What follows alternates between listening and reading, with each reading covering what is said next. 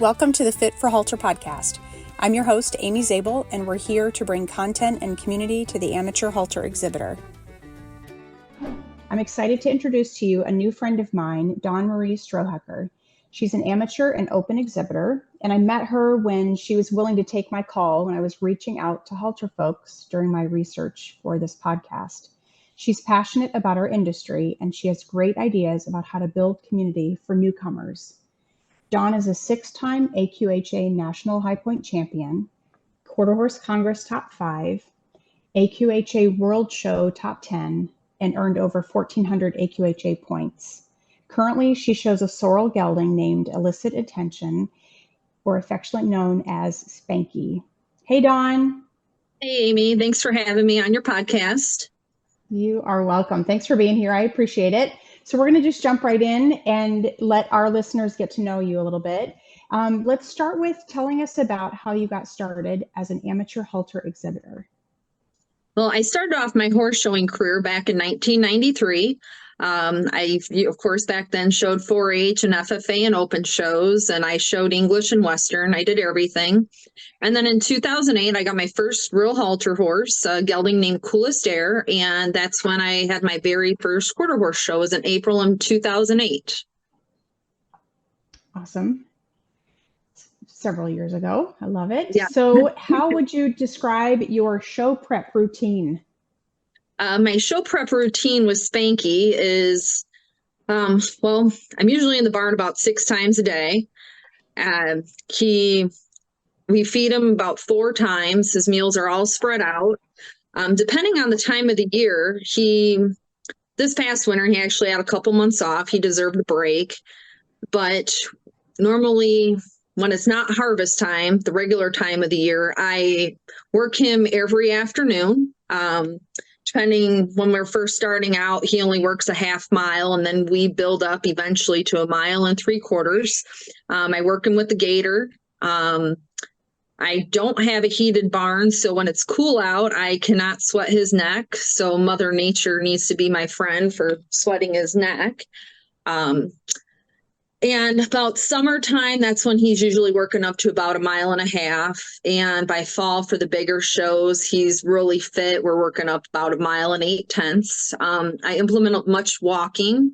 We usually have a warm up about 4/10 to a half mile. And then we do slow jog, extended jog, walking. And then sometimes we do some cantering.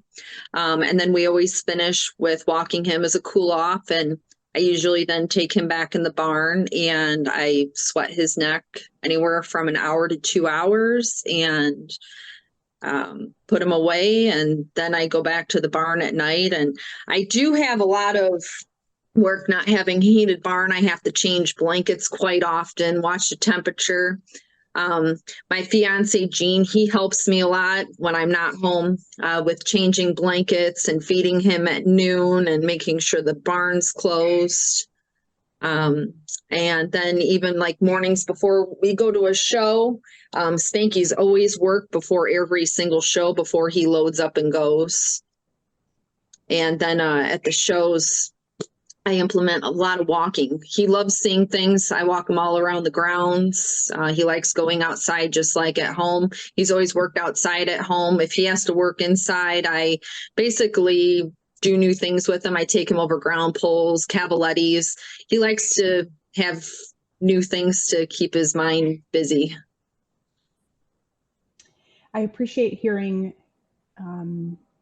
your winter routine, the winter aspects of your routine. I have, living in the Midwest myself, have encountered a lot of folks who lament over the fact that they don't have a heated barn or they don't have an insulated barn. And it just, I guess, is encouraging to hear that work is with somebody who has shown at your level, that work is the same for you as it is for any of us, that it's a lot of work to change blankets and manage the coat and keep up that exercise routine.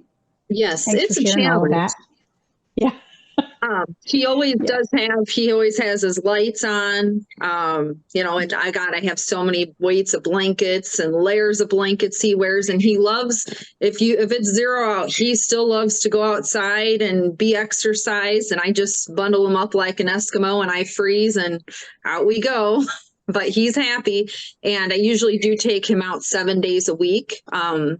He works good the 6 days, and the 7th day I've learned he is happy as long as he goes out and jogs. We don't have to have a hard workout, but if you don't take him out that 7th day and if you just let him be in the stall that day and be a horse, he's pretty salty the next day. He likes to be busy. Yeah, I love it. So what are some of the biggest challenges you face as an amateur exhibitor? I feel like I never have enough time.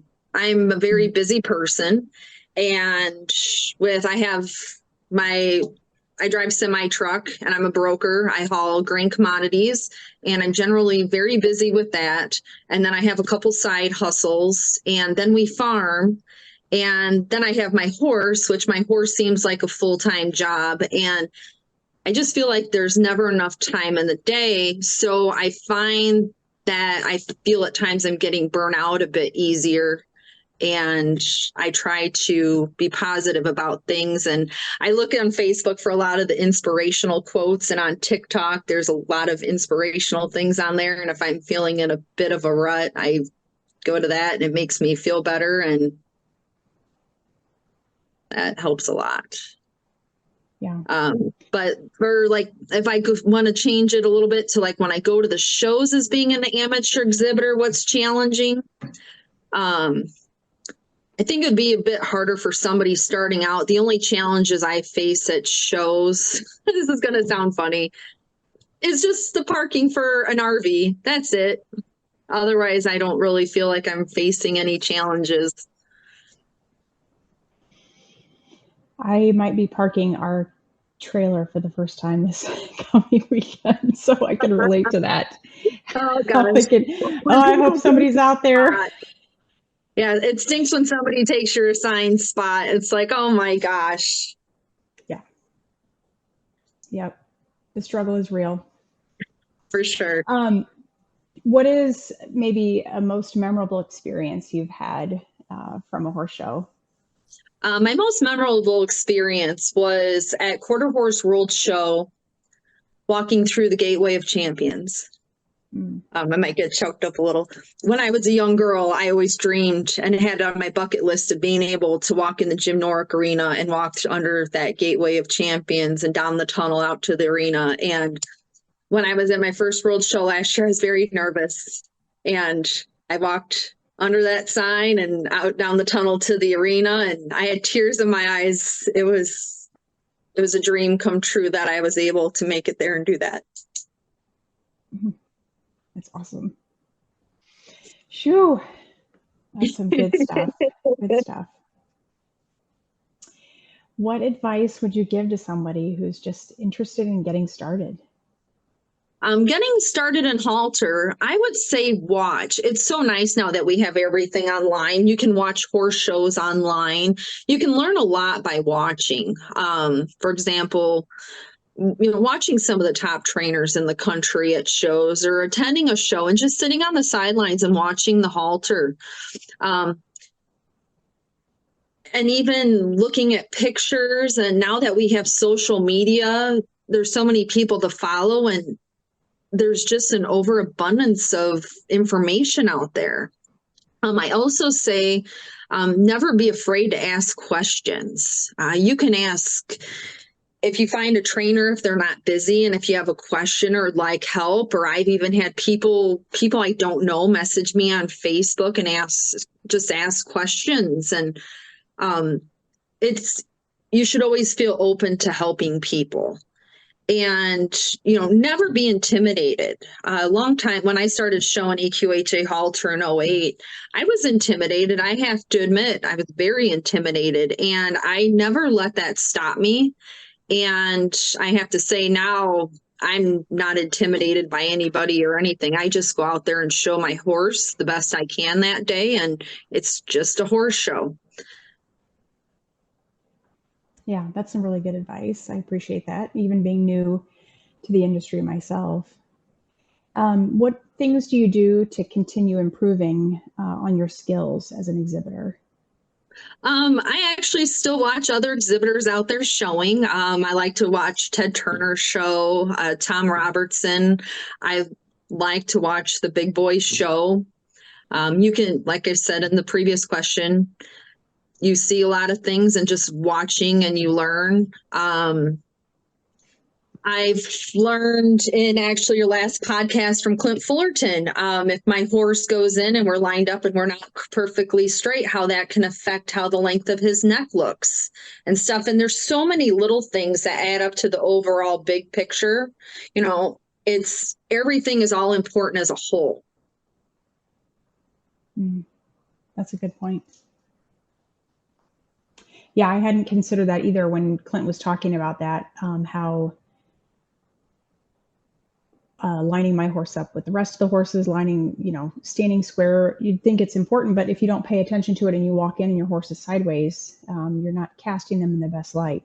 Yeah. Right. And it's like, you think they look good enough, but the judges don't care if you take a second longer to straighten that horse up, to back him up and then walk him back into line and have the horse straight. So now that's one thing I'm always adding that I'm going to add, make sure that my horse is always straight. Yeah, it's good. Good reminder. Yes. You mentioned having a very full personal and professional life. So how do you balance your personal life with the demands of your workouts and traveling and showing? Well, my fiance is a big help to me. I usually do my chores in the morning and then I go drive the semi most of the day. He helps me out at noon with feeding. I am lucky that I usually get to get home whatever time I want. So I always get home and work Spanky. But my horse has become, over the last years, he's almost like a full-time job. There's so much attention paid to everything we do with him. He gets groomed like 3 times a day. And like I said, I go to the barn about 6 times a day and changing blankets. And it's a bit overwhelming. I can't just go do anything because my horse has to be worked. If I am sick in the house and dying and I still have to take that horse out and work him. Even if I got to take a roll of teepee with him, the gator, that horse he has to be worked. And we don't go anywhere unless he's worked. We always make sure we have, if somebody can stop by and feed him. We don't go on vacation anymore. I call my horse shows showcations, but at the shows, I'm very busy tending to him and cleaning his stall constantly. And I'm I have OCD about cleanliness. So I try to, sometimes we'll go to car shows or cruise nights if we have a free moment, but just with everything we have going on with farming and everything all the time, sometimes it feels like we don't have a personal life anymore. Yeah, I agree. I can relate to that. I love the showcation Yes. instead of vacation because it's where the money and the time goes. Right. So if I want to get away, I get away to a horse show. And sometimes some of the horse shows, I look at travel destinations. I went to a horse show in Rainsville, Alabama. It was beautiful down there, visited some state parks and just did some touristy things. Starkville, Mississippi, that town, I showed there in December. Beautiful town. It was so nice and warm. I've showed up in Escanaba, Michigan, and in the upper UP, went out on Lake Superior, did the Pictured Rocks tours. So I like going to some places and doing some enjoyable things like that. That makes them a bit more memorable. I went to these shows and got to go and do a little touristy stuff. Yeah, that's a great idea. It was one of the ideas I had for an episode was to help people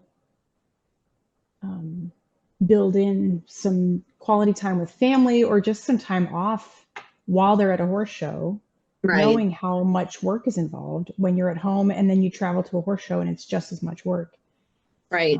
Well, even for example, World Show last year, since we farm, World Show was during harvest. And It's hard for me to go to Congress and World Show due to harvest because that's our job.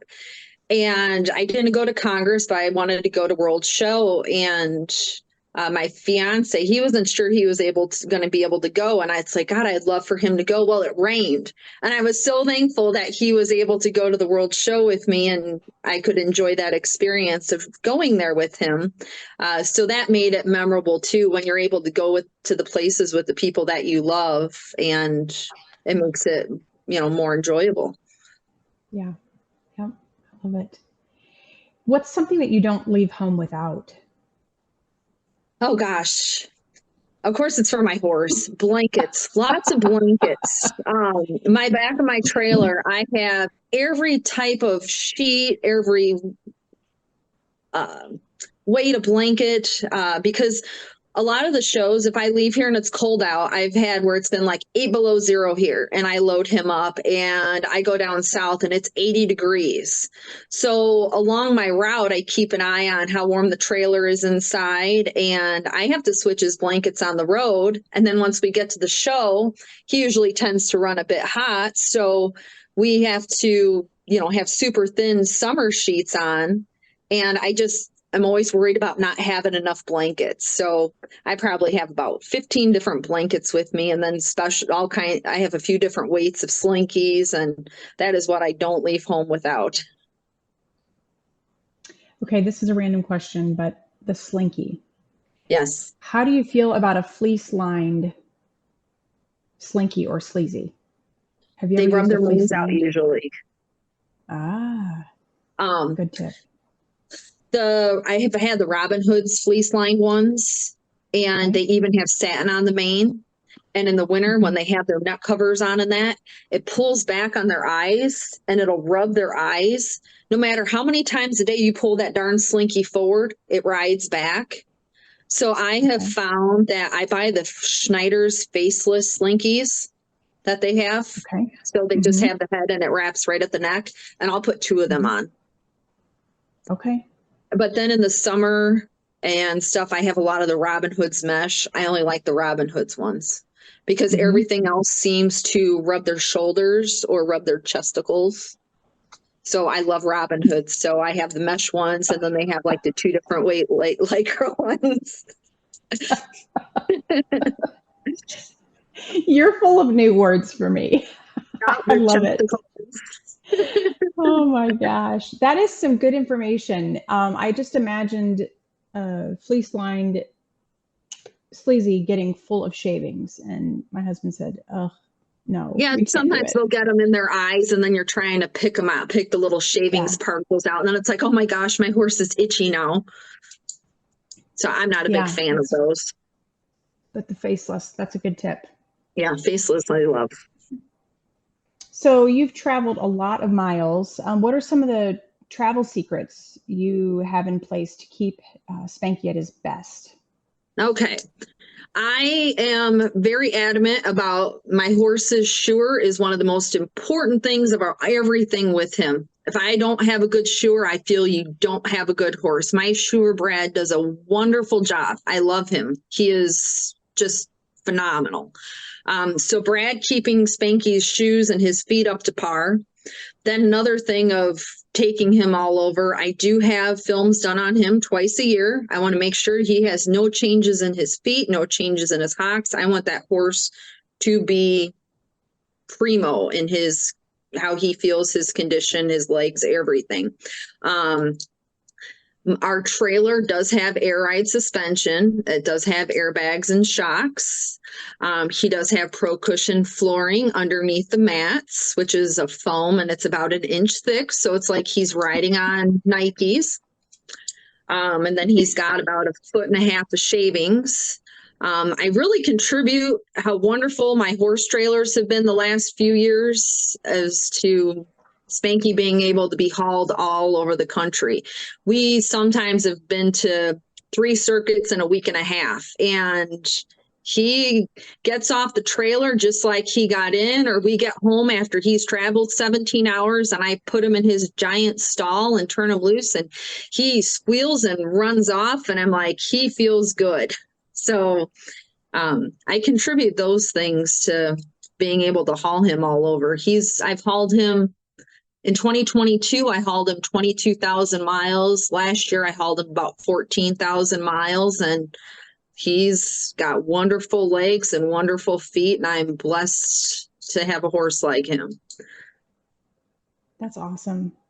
Yeah, I appreciate the paying attention to how they feel when they get off the trailer. Just something as simple as him taking off and squealing is a good sign of a happy horse. That's good. Right. So are there any specific goals or aspirations you have for your future in halter? I would love someday to bring home a Globe from World Show. Doesn't matter what color, gold, silver, bronze. I would just love to bring home a Globe from World Show. That would mean the world to me. I'd love to maybe show at the WCHA or the BHF one day when I'm able to handle a younger horse. Due to some current issues with my shoulder right now, I can't have a young one, so just stick with my age guys. But someday I would love to show at the BHF and the WCHA also, but the world is at the top of my list. Awesome. What kind of strategies or phrases do you tell yourself to help stay focused and confident when you're showing? I always have this saying of, I always think it's just a horse show. There's always another horse show. And if for some reason my horse acts up or isn't perfect, he is just an animal. Animals just like people. Nobody's perfect every single day. I feel that puts a little bit less pressure on me. And when I'm at a horse show, I'm also very zoned. I don't talk to a lot of people. I have a lot of friends on Facebook, and then see them, and if I see them in person, I don't know who they are. So when I'm at a show, I'm kind of zoned. If anybody knows me and you see me at a show, say hi. I'm really friendly and like to talk, but I'm just kind of in a zone in my own world, and I'm there. I mean business. I'm there to show my horse. But yeah, I just treat it as every show's just a show, and I'm there to do the best I can that day. Yeah, that's good. I like it. And I'll make sure that I locate you, track you down at a horse show. Okay. Yes, that would be good. Because we haven't met in person yet, so someday. Yeah, maybe I'll have a double registered horse someday and be at a paint show. True. That's true. We're not running in the same lane right now. Right. I'm at the paint shows, you're at the quarter shows, but someday our paths will cross. So last question for you. What does it mean to you personally to be an amateur halter exhibitor? Since I've shown the amateur and open and with my horse, it means a lot that everything I have done with him, I have earned on our own merit. I know my horse like the back of my hand. I know if he's not feeling 100% a day, one day versus another. Just doing everything myself makes whatever I accomplish means the world to me. And I'm very proud of any single thing we accomplish means a lot. I appreciate that. You're welcome. It does mean a lot, and it shows not only the success that you've had, but just what you've shared with us about the importance of your consistency in your program and knowing your horse. And really it's clear as a bell to me how you put him first, the importance of his health and maintenance to feeling his best. Yes. So thank you. Yeah. Yes, you're very welcome. Thank you. So that is a wrap for our episode this evening. Just want to thank you, Dawn, for sharing a lot about your journey and your story and the work that you do to show at the level you show. To our listeners, if you have a topic or even a person that you would love to hear from, please let us know. You can reach out to me at fitforhalter@gmail.com. If you are interested in partnering with us through financial means or some other mechanism, some other means, again, reach out to me via email. You can reach out to me on social media as well. Fit for Halter is for the halter community, specifically for the amateur halter exhibitor. So that is it for our episode right now, and we will be back to you soon. Hey, if you're an amateur or a professional willing to share your story or bring content that helps us with our halter horses, you can email me at fitforhalter@gmail.com. If you're willing to sponsor an episode, we would be happy to promote your products and services. You can email me at fitforhalter@gmail.com for more information.